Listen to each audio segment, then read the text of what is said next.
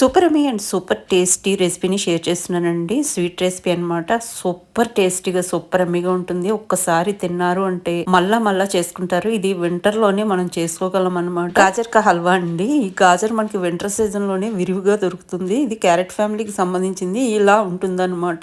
దాన్ని peel off చేసుకున్న తర్వాత ఈ విధంగా చక్కగా గ్రేట్ చేసేసుకుంటాము. మనకి గ్రేటర్‌లో 2 సైడ్స్ ఉంటాయి కదండీ. ఒకటి బాగా చిన్నగా గ్రేట్ చేసుకునేది, ఒకటి కొంచెం పెద్దగా గ్రేట్ చేసుకునేది. పెద్దదాని సైడ్ చేసుకుంటాం అనమాట. ఇంకా తర్వాత బాణాలు పెట్టేసుకుని ఒక టేబుల్ స్పూన్ నెయ్యి వేసుకుని జీడిపప్పు, కిస్మిస్, బాదాము వేపించుకుని పక్క పెట్టేసుకున్నాము. విత్ నెయ్యి మనం పక్కకు తీసేసుకుంటామండి. అదే బాణంలో ఇప్పుడు 3 కప్పుల గాజర్ తురుముని యాడ్ చేసుకుంటామండి. ఈ కప్పుతోటి నేను 3 కప్పులు యాడ్ చేసుకుంటున్నాను. యాడ్ చేసుకున్న తర్వాత మనము స్పాచులాతో చక్కగా కలుపుకుంటూ ఇది కొంచెము ఉడికే వరకు మనం ఫ్రై చేసుకుంటాం అనమాట. ఒకసారి మొత్తం అంతా మిక్స్ చేసుకుని లో ఫ్లేమ్ లో మూత పెట్టేసి కాసేపు ఉడికించుకుంటాము. 5 నుంచి 10 నిమిషాల పాటు లో ఫ్లేమ్ లో విడిచిపెట్టి